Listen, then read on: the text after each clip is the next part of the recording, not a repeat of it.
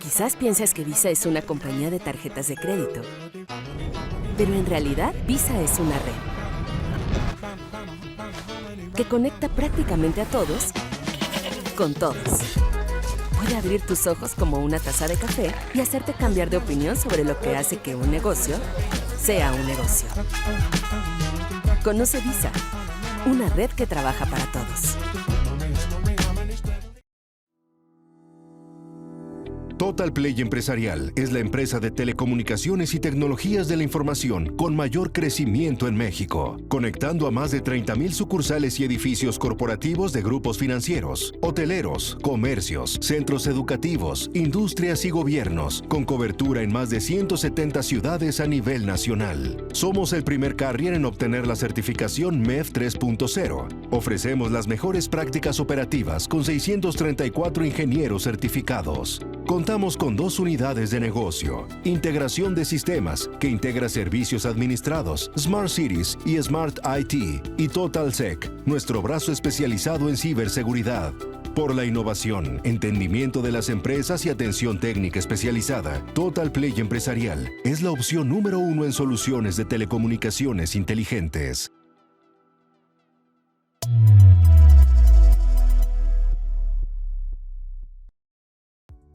¿Qué tal? Muy buenos días, soy Yolanda Morales, reportera del Economista, y en esta oportunidad vamos a conversar con el representante del Banco Mundial para México, Colombia y Venezuela, el señor Mark Thomas, que pues vamos a conversar acerca de lo que es el financiamiento en esta convención bancaria. Señor Mark Thomas, bienvenido, ¿cómo le va?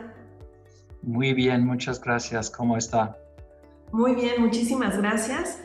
Pues muy contentos de tener la oportunidad de platicar con usted, sobre todo en el contexto que estamos viendo, en el contexto económico. Me parece muy relevante conversar con Banco Mundial acerca del tema del financiamiento. Entonces quisiera preguntarle qué papel juega en la tarea del crecimiento económico y de la recuperación, y sobre todo también hablar de inclusión financiera. Sí, gracias por la pregunta. De hecho, el sistema financiero tiene 2 papeles principales en la economía. El primer papel, tal vez más conocido, es la financiación de la inversión en la economía. Y en este sentido, el sistema financiero es muy importante porque canaliza los recursos de la economía hacia las actividades más eficientes, más productivas en la economía. Entonces, es una clave al crecimiento económico del país.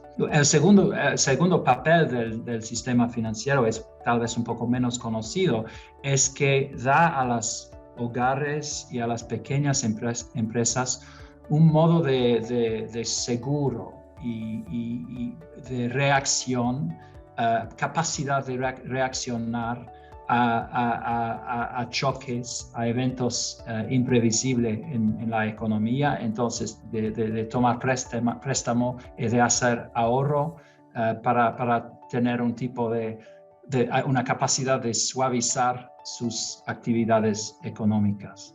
Y en este sentido, contribuye al bienestar de los mexicanos. Muy bien. ¿Me puede platicar para qué sirve la inclusión financiera? Porque en México somos más de 120 millones de mexicanos, pero muchos están restringidos de la posibilidad de tener acceso a un financiamiento bancario. ¿Nos puede platicar por qué es relevante? Sí, la inclusión financiera quiere decir que más hogares y más personas tienen acceso a servicios financieros con todos los beneficios que esos servicios aportan. Y en este sentido, la inclusión financiera contribuye a la reducción de pobreza en el país. Ofrece herramientas de ahorro, ofrece herramientas de préstamo, y en este sentido permite a las personas de reaccionar a sus condiciones económicas en tiempo real. Claro, porque en el sistema financiero pues no se restringe nada más a lo que es la banca, también son los seguros, también son los fondos de inversión. Modos de pago también. Así es, que relevante lo que nos aclara. Desde antes de la pandemia, la mitad de los adultos aquí en México carecían de una cuenta bancaria, según la Asociación de Bancos de México. Yo le quiero preguntar cuáles son las políticas públicas que tendrían que activarse para incentivar la bancarización ahora que estamos pues, en camino a la recuperación o recuperándonos. Sí, gracias. Yo creo que una política fundamental es el aumento del acceso a la tecnología. Y en este sentido, la tecnología ofrece una oportunidad de incrementar la participación financiera de la población. Hay otras políticas que pueden ayudar a este acceso a la tecnología. Por ejemplo, la digitalización de los programas sociales puede ayudar y también el desarrollo, por ejemplo, de identificación, de modos de identificación digital. El Banco Mundial apoya a los países en este sentido con asesoría y con apoyo operacional a desarrollar estos tipos de herramientas, la digitalización de programas y el desarrollo de identificación digital. Uh-huh. Ok. ¿Sabe? Ahorita que lo escuchaba estaba yo pensando ¿qué hemos hecho mal aquí en México? Porque ha sido menos exitoso que otros países, incluso de América Latina, que tenemos el mismo nivel de desarrollo, para lo que es la bancarización. ¿Cuál es el diagnóstico que tienen ustedes en Banco Mundial? Bueno, creo que uno tiene que admitir que no entendemos todas las razones porque México ha tenido ese rezago con relación a otros países similares desde el punto de vista de la inclusión financiera, pero creemos que es vinculado con la informalidad de la economía mexicana, vinculado con la informalidad de las empresas particularmente. Hay un rezago en México en la digitalización. Para dar una cifra, solamente 18% de las personas no bancadas en México tiene trabajo formal. Y entonces el hecho de que, por ejemplo, muchos salarios sean pagados en efectivo tiene que ver con la exclusión financiera de las personas. Uh-huh. Ok, entonces son como muchas las tareas los segmentos que hay que tocar, ¿verdad? Y uno muy importante que nos está mencionando es el de la digitalización.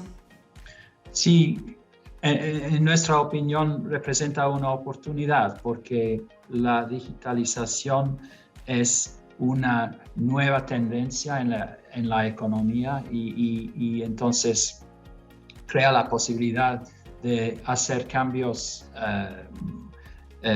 significativos en la participación de la población.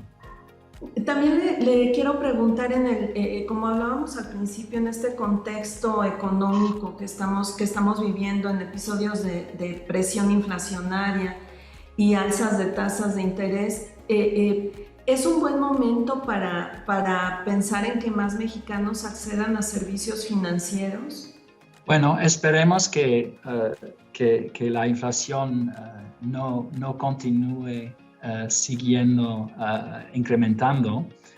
Creo que hay la posibilidad de que podemos evitar un ciclo inflacionario en México tanto como en otros países. Pero habiendo dicho esto, hay que decir que la inflación puede afectar la capacidad de la gente a devolver préstamos. En este sentido, puede jugar un papel en desacelerar el proceso de incrementar la profundidad financiera en la economía, pero de hecho no afecta la demanda o la capacidad de ofrecer cuentas transaccionales a las personas. Y en ese sentido no creo que la inflación o una tasa de inflación ligeramente más alta debe tener un efecto negativo sobre el proceso de inclusión financiera en México. Uh-huh. Pero ¿qué tal con tasas más altas? Porque pues como usted sabe, sí traemos ya una tendencia alcista en las tasas desde el año pasado, desde junio, y pues bueno, ahora todo está apuntando a que vienen mayores incrementos. Sí, las tasas de interés más altas son un efecto natural del proceso de inflación y podemos esperar estas tasas de interés más altas. Pero otra vez, una tasa de interés más alta no necesariamente implica que uno no pueda abrir una cuenta bancaria, por ejemplo. Y de hecho, en un sentido, tener una cuenta bancaria ofrece un modo de evitar las pérdidas de dinero asociados a la inflación, porque tener efectivo es algo menos eficiente durante un periodo de alta inflación que baja inflación. Entonces creo que no es un cuadro tan simple y no creo que la alta en las tasas de interés representa necesariamente un impedimento al proceso de inclusión financiera. A ver, voy a retomar un poco lo que me decía hace un momento de por qué, de las razones que estarían detrás de esta baja bancarización de México. Usted me mencionaba el creciente empleo informal. Pues yo lo que le quiero preguntar es, en el contexto de que en la recuperación económica que ha tenido México ha sido el empleo informal el que más pues se ha renovado, ¿será que estamos condenados a seguir entre los países menos bancarizados? Hay dos respuestas a esa pregunta. En primer lugar, creo que la experiencia internacional nos muestra que la historia no es el destino en este sentido. Y México no es, para utilizar su palabra, condenado. Hay experiencia en otras regiones, por ejemplo, con países menos ricos que México, que han sido exitosos en incrementar la participación financiera de la población, países africanos, por ejemplo, países en el sudeste asiático. Entonces, la experiencia internacional nos da razones por ser más optimistas. La otra cosa que se ha sucedido es que durante el confinamiento por causa de la pandemia, muchas personas, muchos mexicanos han utilizado modos de pago digital, por ejemplo, por primera vez. 27% de los adultos mexicanos han utilizado un modo digital de pago por primera vez durante la pandemia. Ahora, hay una cuestión de las intenciones futuras de estas personas, si van a continuar utilizando pagos digitales, pero por lo menos nos ofrece una razón por ser un poco más optimista en términos de la capacidad de México de cambiar y aumentar la participación financiera. Justamente se me adelanta una pregunta que le iba a hacer. ¿Cómo se ve este proceso de la digitalización aquí en México, pues a partir del confinamiento de 2020? Como usted me dice, pues es una buena expectativa, ¿no? Porque sí tuvimos que mucha gente tuvimos que aprender a hacer el súper en línea o tuvimos que aprender a hacer transferencias en línea, que muchos no lo usábamos. Sí, es verdad, pero creo que hay la necesidad de focalizar las políticas públicas sobre este contexto y estas tendencias tecnológicas. Una diferencia entre México y otros países de la región es que en México menos de estas personas que han utilizado estos modos digitales de pago por primera vez, menos de esa gente dicen que pretenden continuar utilizando los mismos modos y más gente en México dicen que van a regresar al uso de efectivo para las transacciones cotidianas. Menos de la mitad de los mexicanos que han utilizado modos de pago digital por primera vez dicen que van a continuar utilizándolas. Esa fracción es más alta en otros países como por ejemplo Costa Rica. 2/3 de las personas pretenden continuar, o en Perú también una proporción más alta de la gente ha adoptado pago digital como una nueva habitud por causa del confinamiento y de la pandemia.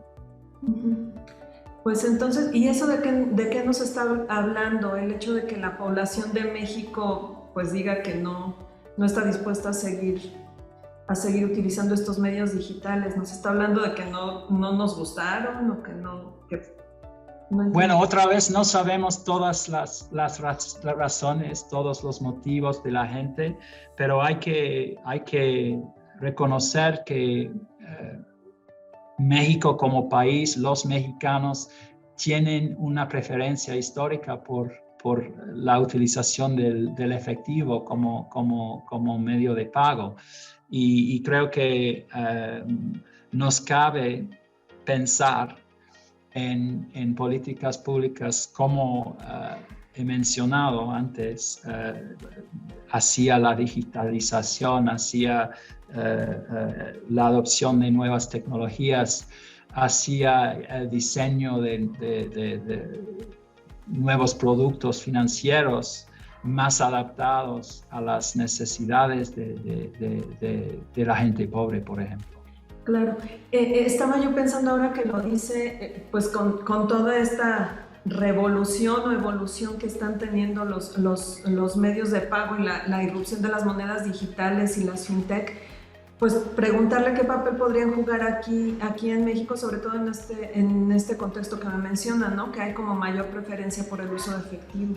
Pues hay que decir que las aplicaciones fintech ofrecen medios de pago más baratos que otros medios y en este sentido representan una oportunidad de mejoría de la vida de los mexicanos. Hay otras ventajas también de enfoques más tecnológicas en términos de medios de pago. Por ejemplo, generan muchos más datos para que los bancos o las instituciones financieras puedan diseñar nuevos productos financieros que sean más adaptados a las necesidades de las personas que han sido hasta ahora excluidos de los mercados financieros. Un ejemplo puede ser los Estados Unidos, en que ha sido observado que las empresas que utilizan aplicaciones fintech son por promedio más pequeñas empresas con gerentes más jóvenes. Y en este sentido los fintech son una oportunidad de aumentar la participación financiera. Ok, muy bien. Estaba yo pensando ahora que conversábamos, que usted tocaba el tema de cómo la gente no está aceptando o no solemos aceptar aquí en México los medios digitales. Pues preguntarle si tiene algún dato sobre las mujeres en particular, porque yo en algún think tank de aquí de México había leído que las mujeres pues no tenemos la atención o el interés de desarrollar habilidades tecnológicas, pero no sé qué pueda decirnos usted al respecto. A mí me parece que no, pero claramente pues no represento la mayoría, ¿no? Es un hecho en México que las mujeres tienen menos acceso acceso financiero que los hombres. Y creo que hay muchas razones por eso. Un factor importante es que lamentablemente las mujeres tienen menos activos, sobre todo activos inmobiliarios, que juegan el papel en la economía tienen un papel como colateral para garantizar los préstamos. Y entonces el hecho de que las mujeres frecuentemente no son las que tienen estos activos crea un obstáculo, crea una barrera a la participación financiera de las mujeres en los mercados financieros. ¿Qué debemos hacer para enfrentar este reto?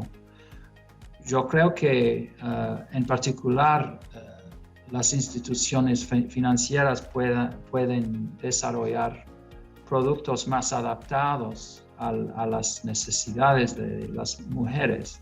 Y hay ejemplos aquí, como por ejemplo lo que se llama, creo en español, créditos comerciales, en inglés asset-based lending, que son productos que son desarrollados para llevar en cuenta otros activos que los activos inmobiliarios, entonces que pueden ser más útiles para mujeres. Hay otras áreas de política importante en este sentido, por ejemplo, los modos de scoring, credit scoring, frecuentemente no ayudan mucho a la participación de las mujeres y hay que desarrollar modos de credit scoring que permiten medir mejor la capacidad de pago de un préstamo de las mujeres. Ok, muy bien. Pues yo creo que el gobierno tiene una tarea muy importante, las autoridades financieras, a partir de estos comentarios que nos está usted haciendo. Nos está dando como unos vistazos de cuáles podrían ser las mejores políticas públicas para mejorar el panorama de bancarización y de inclusión en México. Señor Tomás, pues encantada de haber conversado con usted. Ha sido muy interesante el diagnóstico que tiene, este mapeo que tiene acerca de la situación financiera de México. Entiendo que Banco Mundial es un aliado importante para el país en este tema, por lo que nos ha comentado.